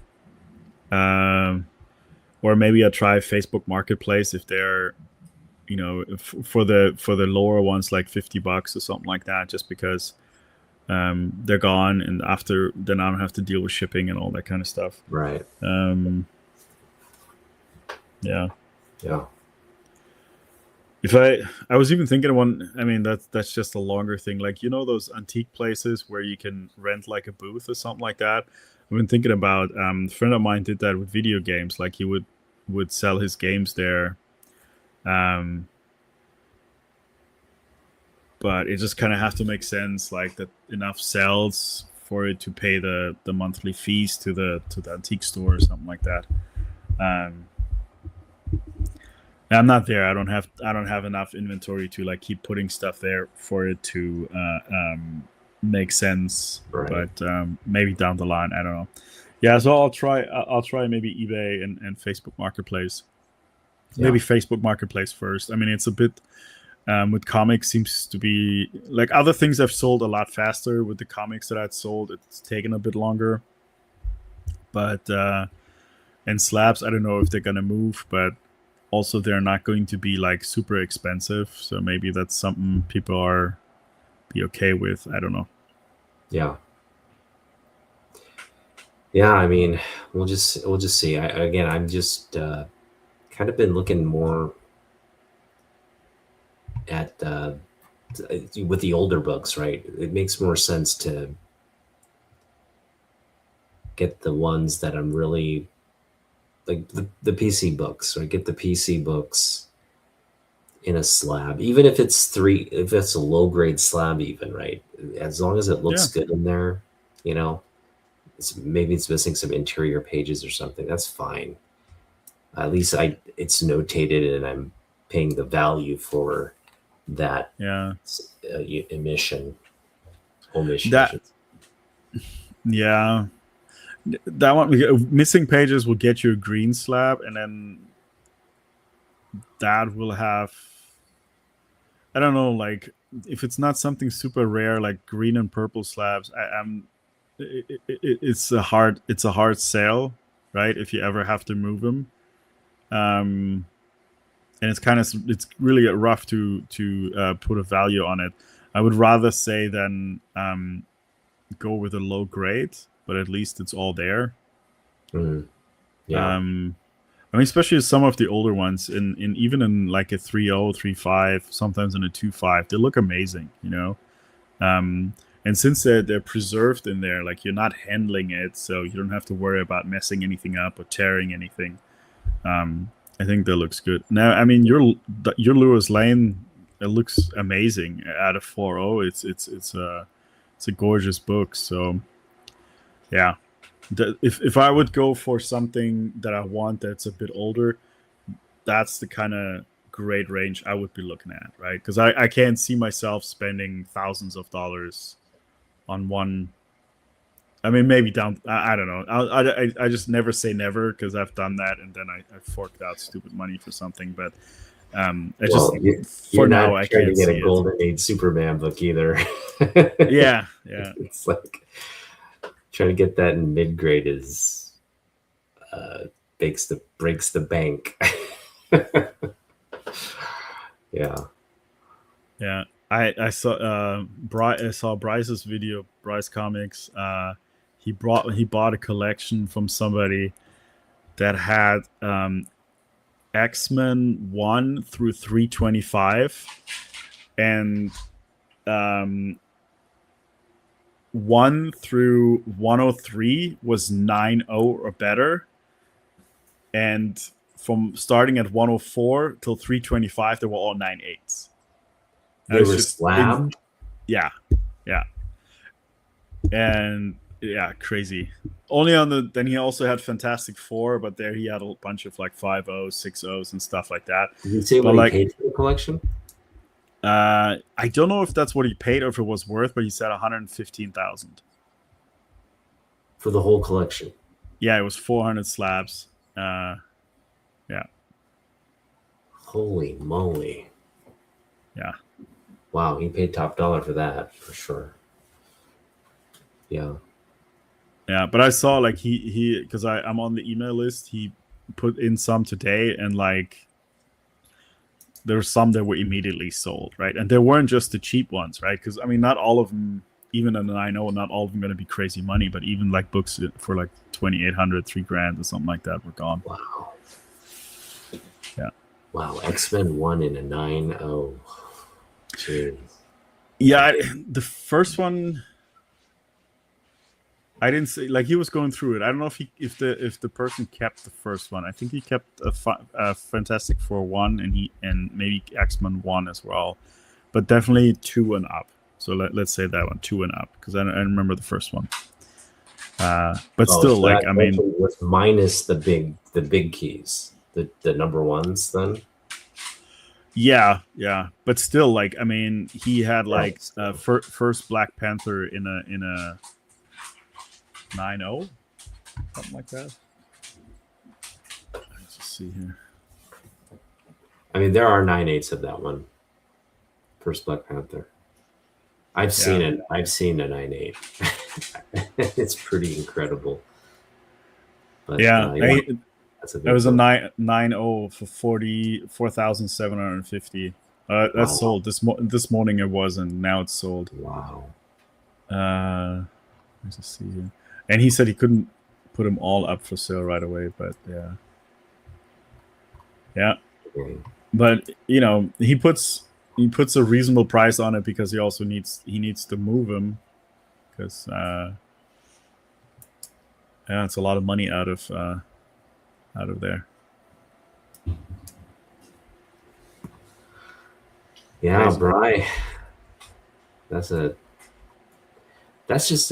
I mean, for a collector to have done that, right? Collector to have submitted all those books. I mean, it must have been multiple submissions over multiple years, right? Like I guess he was obsessed with the 9.8 ones. How did he get such good results? Some of them still had heritage stickers on it, so he must have bought a bunch at heritage auction. He was buying them as 9.8s. Oh, that's why. Yeah, that works. So, yeah. Well, he wasn't. Those aren't cheap, man. Those are not cheap. No. You go after those books. Jeez. That's crazy, though. Yeah. And even I know people, people who do that. People want only 9.8s in their collection. There was that infamous dude. He doesn't put up content anymore. I think he maybe got a real job or got married, and his wife said, "No, you're not doing this anymore," or something. But the dude just disappeared. But he would come in, just do a whole 9.8 market watch and show off his 9.8 copies. And he's the one that would be like, he pushed that narrative. He's like, look, you don't want to buy a comic book unless it's a 9.8. Like, that was his whole thing. Like, just don't pick up anything. And so he would just look at 9.8 values and also be like, this is the one you want to pick up in a 9.8, especially because it's black cover and all this. And that dude is gone now, though. I'm going to send you the link of the guy I'm referring to. Watch his stuff.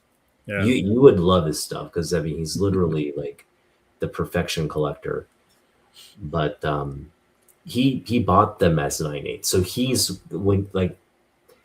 in hindsight, I'm like, I should have listened to this guy from the beginning, right? Like, just had that mindset, like, I'm not spending, I'm going to spend, but when I do spend, I'm picking up a book, So he would target books that are down, what Mm, the 98 values are down.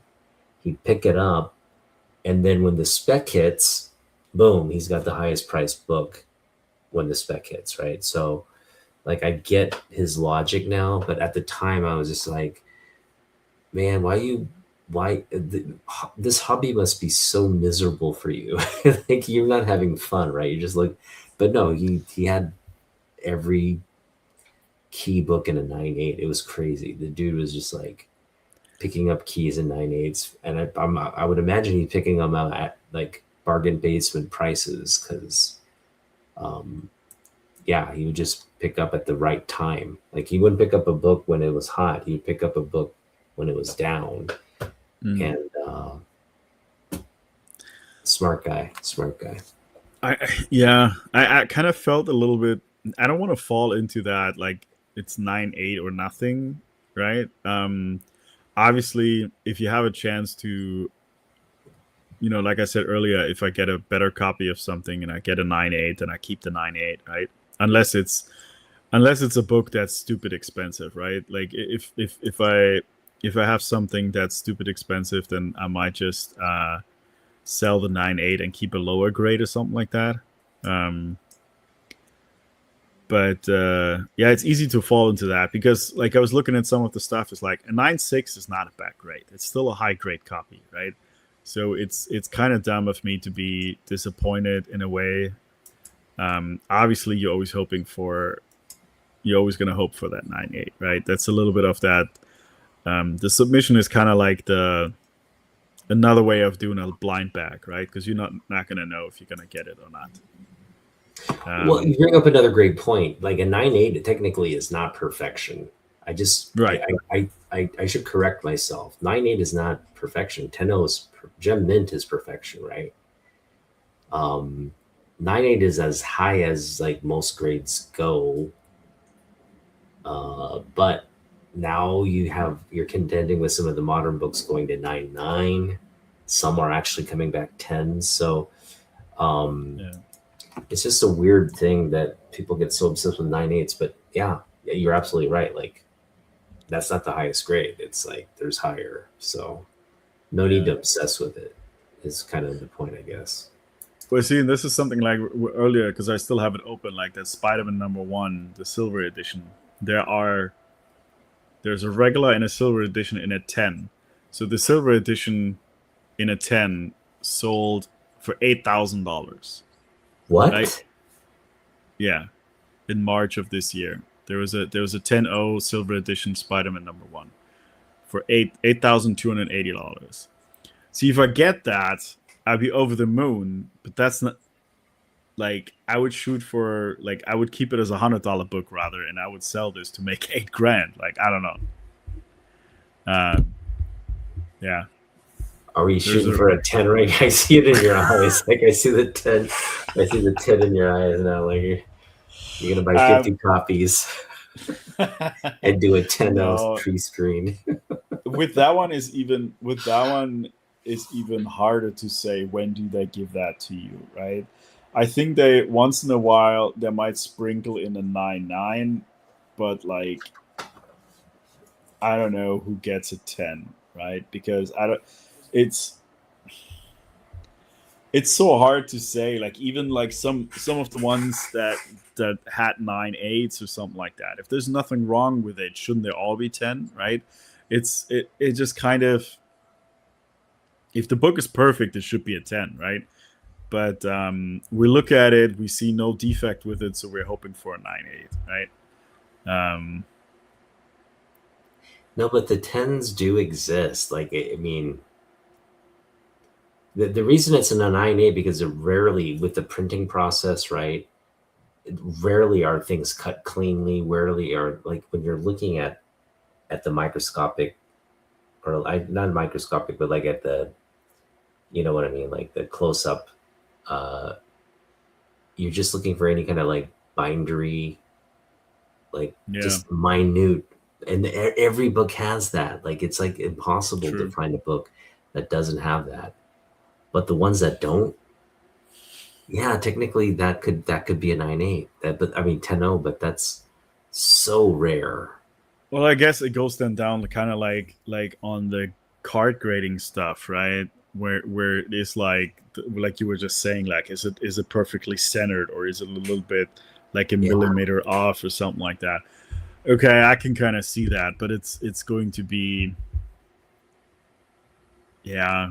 I think it's even harder for comic books than it is for cards, it's just hard. because Yeah, it's I hard. mean, when I see them at the LCS, how they're being delivered, I mean, uh, like in these little a big stack, and then they're wrapped in this cardboard on like held together. So I'd be surprised, like if I see it like this, I'm like, I wonder that 9.8s even exist, sometimes, because they get thrown around in the boxes and stuff like that. So yeah, I guess from that standpoint, and um, but yeah, Yeah. we'll see. We'll see. Like All for right. me, like I said before, I just like for certain ones, I just say like I do the 9.8 pre-screen, because if they come back anything less, then the value is just not there, right? If it was a little bit closer, then I probably wouldn't even bother with 9.8 pre-screens, um, because then it's okay. If it's a 9.6, it's a 9.6, fine, right? But it's that big drop off, like even with some of these books, right?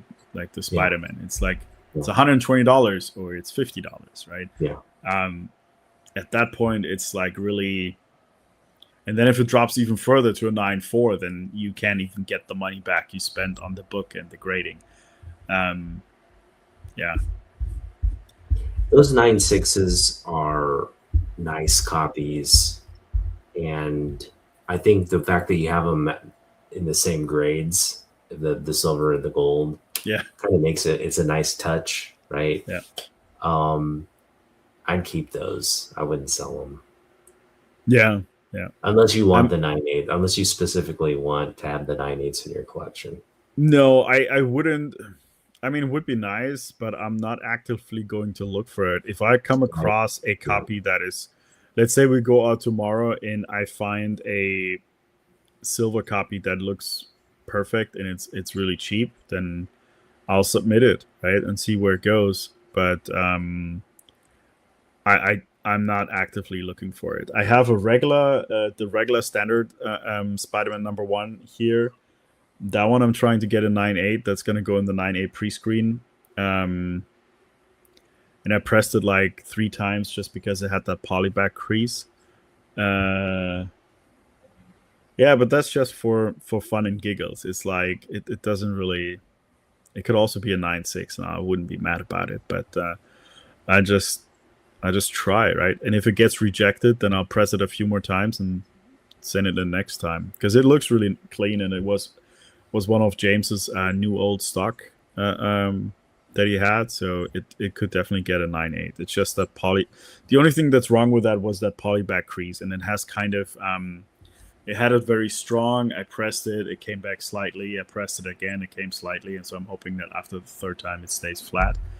And that's it. Yeah. All right. Well, before we get going, I do want to end with one last thing here. Give me just a second here. Hmm. And this is I want to formally do like a more in-depth video with you at some point. But I do want to show off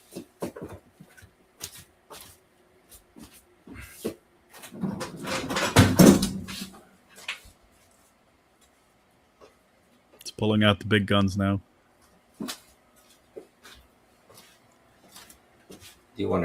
this book.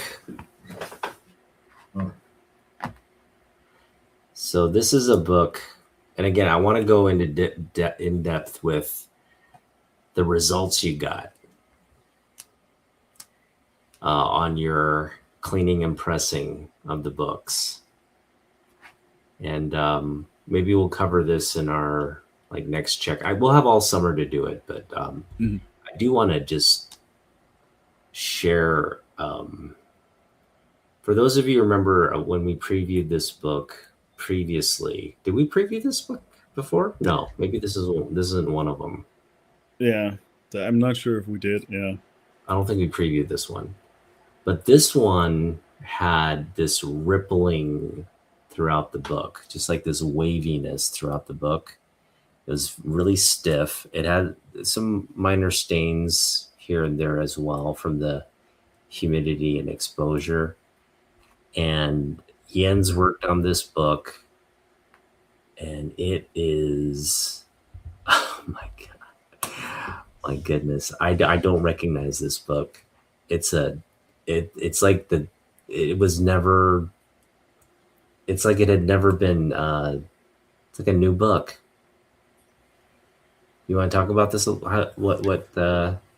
you Yeah. worked So that one was like you would say like water damage, but luckily it didn't have any water stains, so it didn't Yeah. stain. It was just very wavy and hard. And so the good thing about that is just because it wasn't like the pages weren't like glued together or anything like that, it was literally just heavy moisture in the book. And the funny thing is that so I put moisture paper in it, to which it's almost kind of like it resets the paper to what it was. And then I pressed it, and it kind of like the same with the crease. It's like to be expected. I pressed it, like went through the process, waited a few days. It started like coming back a little bit wavy. Pressed it again. I think I did it 3 times, and it might come back one more time. And if it does, just give it to me one more time, and then I'll go through it. I also got a new. I saw somebody using that, and I know my wife had one. She didn't use one of those hand steamers for like your clothes, Mm-hmm. which can be used for it. So you kind of, I didn't on that one. So it was just like you reintroduce the moisture a little bit, get the, and then with the heat and everything, you get it flattened out and stuff like that, and the results are really good. Yeah, so I was very Yeah, proud of that one. you got, dude, your skills are incredible, man. Seriously. Um, uh, again, like it's a new book. I almost thought you like swapped it out with like a book that you know what I mean? Like I wasn't expecting it to come back this clean. It like has it didn't have this sheen to it either. It's like you brought back the original Yeah. like shine to the book. How'd you get that to come out? Did you do some No, there surface? was really no. It was really No. nothing to it. Like so, yeah. Once you, I mean, you can. I've seen some stuff where you have like these wool socks that you can bring the sheen back, but it didn't really need it. It was after the moisture was introduced, and then you put the heat on it, and then you go through the different heating processes, and it just kind of like it's almost like it bounces back to what it was before, Yeah. Yeah. and yeah. All right. For those of you who don't know, this is Wonder Woman 82. If you ever see a DC logo on this particular book, pick that up. That's a big book.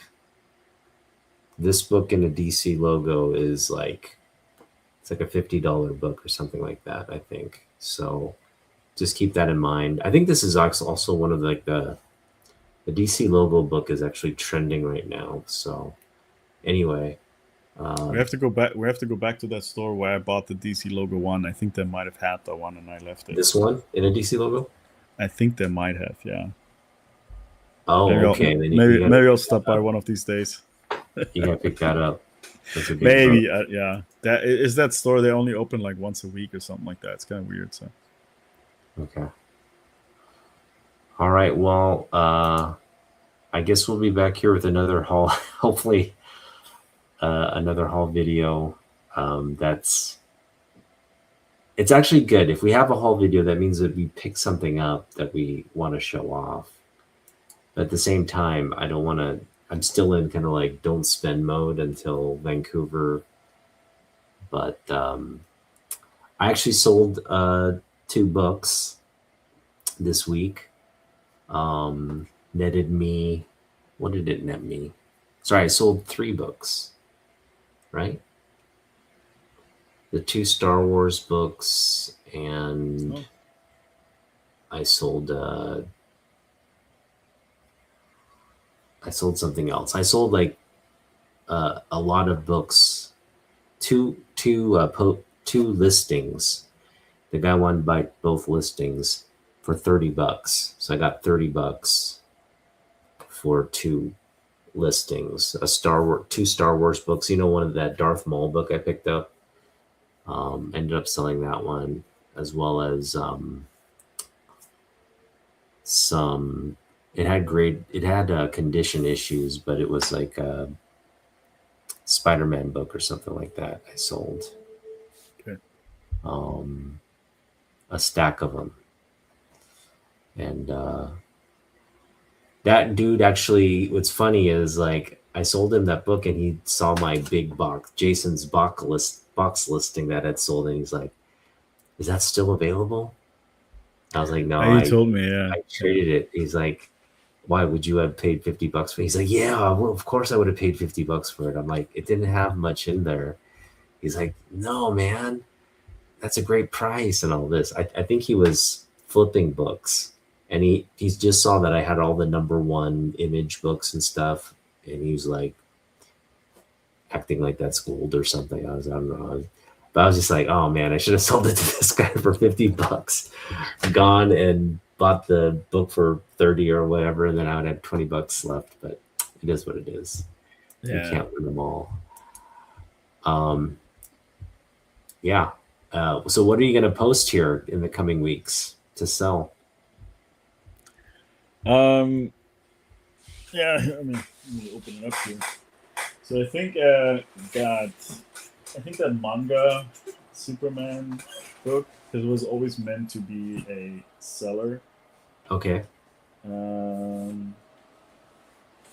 What are you asking for that one? I think it's FMB is like around 125, and then if you want it, I'll obviously make it lower. 125. Yeah. Okay, so these. So yeah, so this one I want to sell, the He-Man Thundercats 9.2.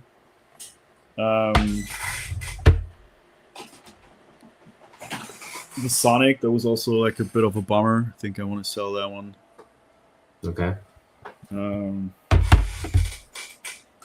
this is That's the a nice one. Yeah.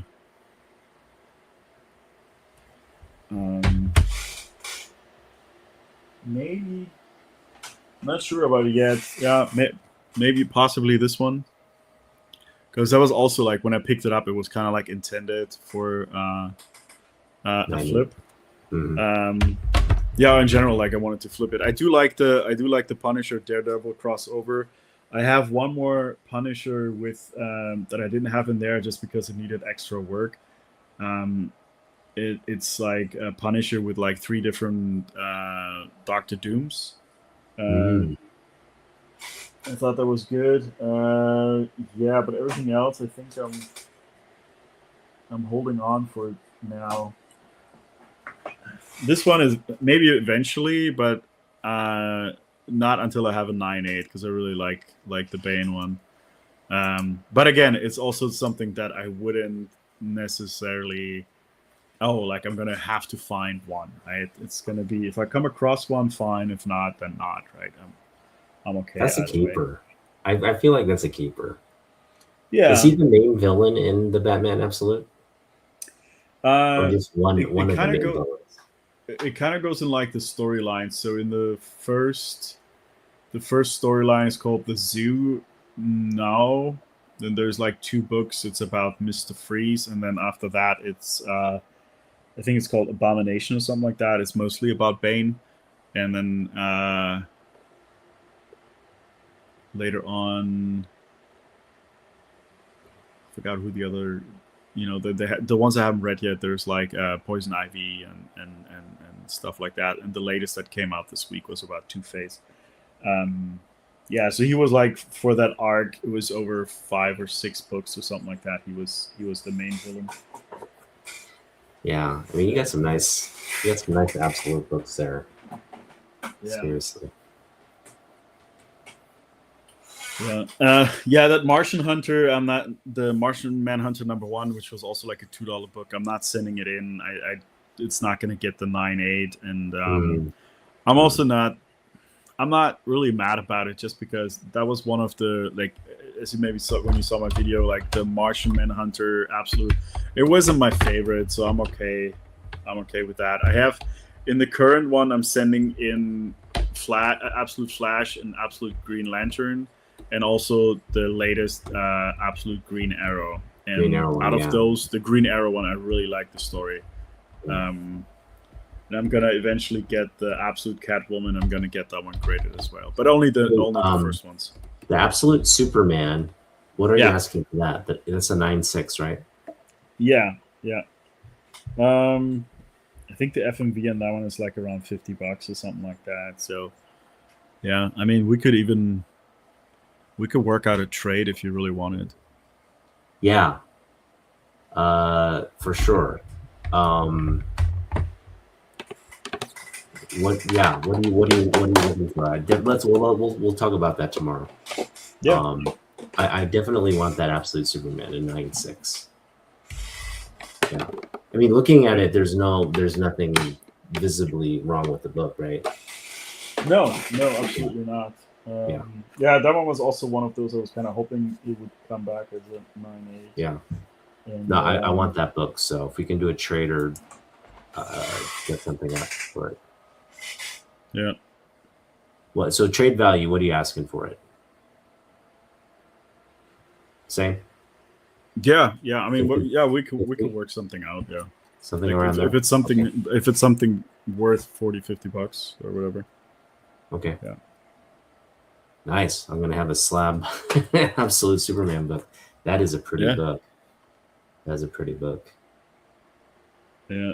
And I think this is one of those, I think it was saying stress lines or something like that, but I can see a little bit, but I don't think they even broke color. So it's a really nice looking one.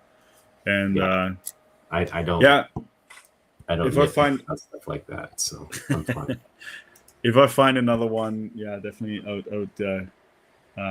But yeah, for me also, like, it would be like holding out for a first print like this. So. That's the first print, yeah, right. Definitely, first print. It's also Absolute Superman #1, the A cover. Yeah, that's a cool book. Yeah, absolutely. Absolutely.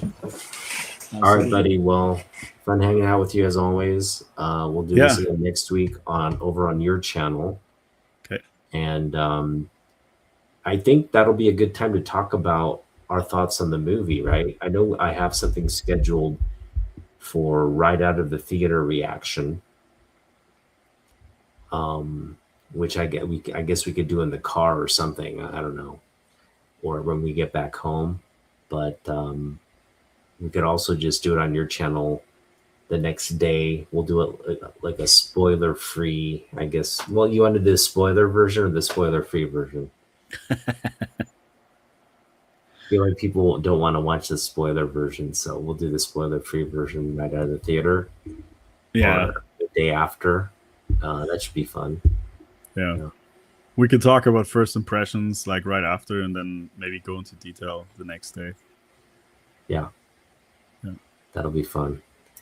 Okay. All right. We'll see you tomorrow, though. I'll see you tomorrow. Yeah. Everybody have a good night. Bye, everyone. Have a good night. See you next one.